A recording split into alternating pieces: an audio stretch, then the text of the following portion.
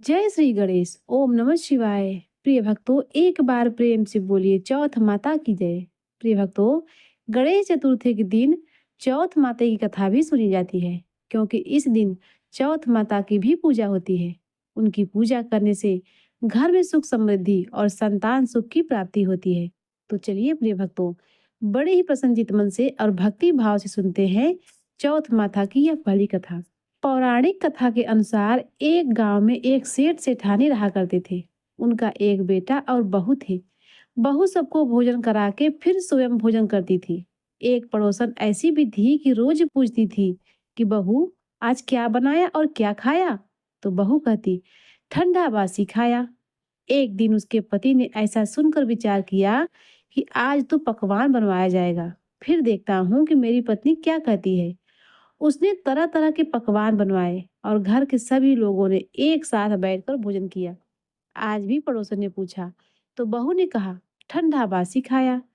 सेठ के लड़के ने सोचा, हो न हो कोई बात तो अवश्य है जिससे मेरी पत्नी ऐसा कहती है। उसने अपनी पत्नी से पूछा, तुम रोज ठंडा बासी खाया ऐसा क्यों कहती हो, जबकि हम सब ने एक साथ बैठकर कई तरह के पकवान खाए। तब उसकी पत्नी बोली, हम जो खा रहे हैं वह पूर्वजों यानी बाप दादाओं की कमाई है। जिस दिन आप स्वयं कमा कर लाओगे, उस दिन मैं समझूंगी कि मैं आज ताजा भोजन कर रही हूँ। अब एक दिन लड़के ने माँ से कहा, माँ, मैं एक बड़े शहर में कमाई करने जा रहा हूँ। माँ बोली, बेटा, अपने पास इतना धन है कि खाए खत्म नहीं होगा। 4 पीढ़ियां आराम से बैठकर खा सकती हैं। माँ के कई बार मना करने पर भी बेटे ने नहीं माना और स्वयं कमाने का दृढ़ निश्चय कर लिया। जाते समय उसने पत्नी से कहा, मैं जब तक कमाई करके धन न लेकर आऊं, तुम्हें चूल्हे की आग बुझने नहीं देना है। एक दिन चूल्हे की आग बुझ गई तो वह मन ही मन घबराने लगी कि कहीं मेरे पति के ऊपर कोई संकट तो नहीं आ गया। इसी सोच में वह बहुत दुखी हुई और विचार किया कि जल्दी से पड़ोसन के घर से आग लाकर चूल्हे में रख दूं। ऐसा सोचकर वह पड़ोसन के घर चली गई। वह पड़ोसन चौथ माता का व्रत पूजन कर रही थी। पड़ोसन ने कहा, थोड़ी देर में आकर ले जाना। तो बहू ने पड़ोसन से पूछा, यह व्रत क्यों करती हो आप? इस व्रत को करने से क्या फल मिलता है? तो पड़ोसन ने कहा, चौथ माता के इस व्रत को करने से अन्न और धन लक्ष्मी मिलती है और सारी मनोकामनाएं पूर्ण होती है। अब बहू भी चौथ माता का व्रत करने लगी। दीवार पर उसने चौथ माता का चित्र बनाया। उस दिन घी और गुड़ का चूरमा बनाया। रात्रि को चंद्रमा को अर्घ देकर उसने भोजन किया। ऐसा करते करते बहुत दिन बीत गए। चौथ माता ने उस बहू के पति को सपना दिया, साहूकार के बेटे, तू जागे कि सोए? तेरी पत्नी तुझे याद कर रही है। घर जाकर उसकी चिंता मिटा दे। तू दुकान खोलकर कुमकुम केसर का पगलिया पद चिन्ह बनाकर बैठ जा। आज तेरा हिसाब किताब हो जाएगा। अब तो चौथ माता ने जैसा कहा था वैसा ही हुआ। उसने घर जाने की तैयारी करी और गाड़ी भर कर धन दौलत लेकर चल दिया। रास्ते में एक बड़ा सा काला नाग फन फैलाए बैठा था और कहने लगा, आज तो मैं तुझे डसूंगा, छोड़ूंगा नहीं। आज तेरी आयु पूरी हो गई है। सेठ के लड़के ने कहा, आज चौथ माता ने मुझे सपना दिया है। मैं अपनी पत्नी से मिलने जा रहा हूँ। वह मेरी बहुत चिंता कर रही है। मैं उससे मिलकर जरूर आऊंगा। तब तुम मुझे डस लेना। नाग ने कहा, तुम शपथ पूर्वक कहो तो मैं तुम्हें नहीं जाने दूंगा, परंतु यदि तुम लौट कर नहीं आए तो मैं तुम्हारे घर आकर तुम्हें डस लूंगा। इस प्रकार शाम को वचन देकर घर पहुंचा। वहां सभी से हंसी खुशी मिला और भोजन करके उदास होकर लेट गया। उसकी पत्नी ने उसकी उदास होने का कारण पूछा तो पति ने काले नाग वाली बात बताते हुए कहा, यदि मैं उसके पास नहीं जाऊंगा तो वह घर आकर मुझे डस लेगा। पत्नी चतुर थी। उसने कहा, अब घबराइए नहीं, लेट जाइए, मैं एक उपाय करती हूँ। पत्नी ने कमरे की 7 सीढ़ियां धोई। पहली सीढ़ी पर रेत, दूसरी पर इत्र, तीसरी पर गुलाब के कुछ पत्ते, चौथी पर कुमकुम केसर, पांचवी पर लड्डू पेड़ा, छठी पर गद्दी और 7वीं सीढ़ी पर दूध का कटोरा भरकर रख दिया। इस प्रकार वह 7 सीढ़ियां सजाकर बैठ गई। आधी रात होते ही नाग आकर सीढ़ियां चढ़ने लगा। पहली सीढ़ी पर रेत में लोटा और कहने लगा, सेठ की बहू ने आराम तो बहुत दिया है, पर वचनों से बदकर आया हूँ, सो डसूंगा जरूर। इसी प्रकार सातों सीढ़ियों पर नाग आराम करता हुआ कहता गया, डसूंगा जरूर। ऐसे ही वह कमरे में जाने लगा। तो चौथ माता ने विचार किया कि इसे अब मैं नहीं बचाऊंगी तो संसार में धर्म कर्म और व्रत पूजा को कौन मानेगा। अब तो गणेश जी, चंद्रमा जी और चौथ माता ने उसे बचाने का विचार किया। चंद्रमा ने उजाला किया, चौथ माता ढाल बनी और गणेश जी ने तलवार लेकर नाग को मार दिया और ढाल से ढक दिया। अब बहू भी दिन भर की थकी हारी थी, सो बिस्तर पे पड़ते ही सो गई थी। दिन निकला तो लोग बेटे से मिलने आए, परंतु बेटा बहू तो उठे ही नहीं थे। बहुत देर हो गई थी। माँ ने उन्हें उठाने गई। माँ ने सातों सीढ़ियों पर जो जो देखा उसे बहुत घबरा गई और बेटा बहू को आवाज लगाई। बेटा बहू उठे तो देखा कि एक ढाल तलवार वहां पर पड़ी हुई है। अब ढाल उठाई तो वहां काला नाग मरा हुआ पड़ा था। बेटा बहू ने सोचा कि आज तो धर्म कर्म ही आड़े आ गए, जो भगवान गणेश जी और चौथ माता ने हमारी रक्षा की। हे चौथ माता, जैसे आपने सेठ की बहू और बेटे की रक्षा की, वैसे ही सबकी रक्षा करना। तो एक बार प्रेम से बोलिए, चौथ माता की जय, गणेश भगवान की जय। प्रिय भक्तों, अब आइए सुनते हैं चौथ माता की एक और कथा। एक गांव में एक बूढ़ी माँ रहती थी। उनका एक ही बेटा था। वे बहुत गरीब थी। उनका बेटा जंगल से लकड़ियां काट कर लाता और उसी से उसका गुजारा चलता था। बूढ़ी माँ बहुत धार्मिक थी। वे नियम से चौथ माता का व्रत किया करती थी। जब उनका बेटा लकड़ियां काट कर लाता तो वे उनमें से कुछ लकड़ियां अलग निकाल कर रख लेती थी। चौथ के दिन वे उन लकड़ियों को बेचकर गुड़ और चूरमे के लड्डू बनाती थी। वे एक लड्डू अपने बेटे को देती और एक लड्डू स्वयं खाती थी। इस तरह के वे हर चौथ पर माता की पूजा किया करती थी। एक दिन चौथ के दिन बूढ़ी माँ का बेटा अपने पड़ोस के घर गया। उसने देखा कि पड़ोसन ने चूरमा बनाकर रखा है। उसने पड़ोसन से पूछा, आज क्या त्योहार है जो तुमने चूरमा बनाया है? पड़ोसन ने कहा, मैंने तो आज ही चूरमा बनाया है। तुम्हारी माँ तो हर चौथ के दिन चूरमा बनाती है, क्या तुम्हें खाने को नहीं देती? बूढ़ी माँ के बेटे ने कहा, मेरी माँ ने तो मुझे कुछ भी नहीं देती। पड़ोसन ने कहा, तुम जो लकड़ियां बेचते हो उनमें से ही तुम्हारी माँ कुछ लकड़ियां छुपा कर रख लेती है और उन्हीं से मिलने वाले पैसे से वह चूरमा बनाती है। बेटा यह सुनकर वापस अपने घर आया और अपनी माँ से बोला, माँ, मैं इतनी मेहनत करके लकड़ियां काट कर लाता हूँ और तू चूरमा बनाकर खा जाती हो। अब यह बहुत हो गया। अब तो तुम मुझे छोड़ो या फिर चौथ माता का व्रत करना छोड़ दो। तब बूढ़ी माँ ने कहा, बेटा, मैं यह व्रत तुम्हारे लिए ही तो करती हूँ। तुम मुझे छोड़ सकते हो, लेकिन मैं चौथ माता के व्रत को नहीं छोड़ सकती। बेटा क्रोध से बोला, ठीक है माँ, अब मैं इस घर में नहीं रह सकता। बेटा घर छोड़कर जाने लगा तो बूढ़ी माँ ने उसे आवाज दी, बेटा, तू जा ही रहा है तो यह कुछ अनाज के दाने ले ले, जिसकी मैंने चौथ माता की कहानी सुनी है। जब भी कोई संकट आए तो चौथ माता का नाम लेकर कुछ दाने डाल देना।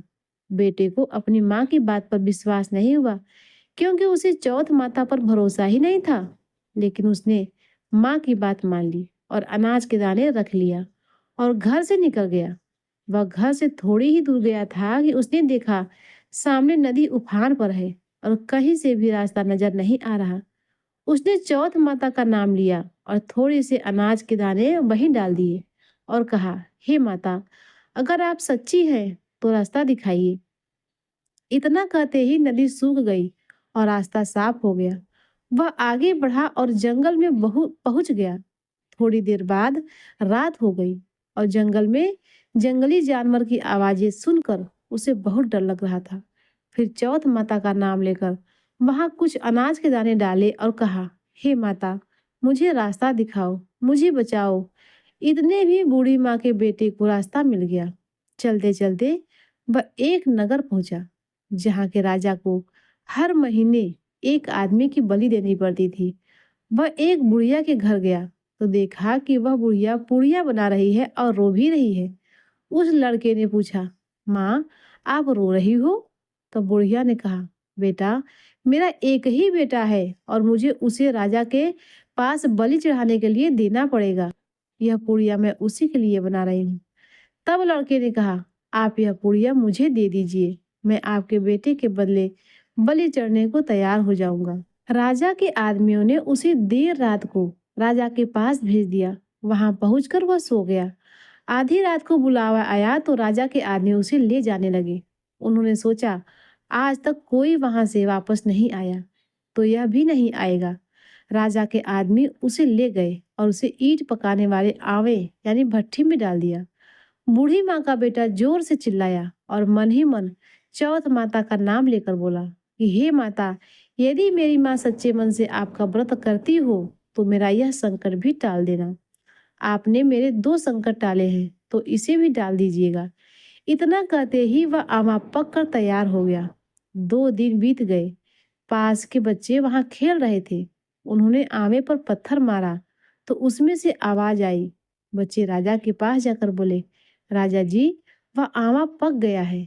राजा ने सोचा, जो आमा 6 महीने में पकता है वह 3 दिन में कैसे पक जाएगा। राजा ने अपने आदमियों को भेजा। उन्होंने देखा कि वहां सोने और चांदी की दीवारें थी।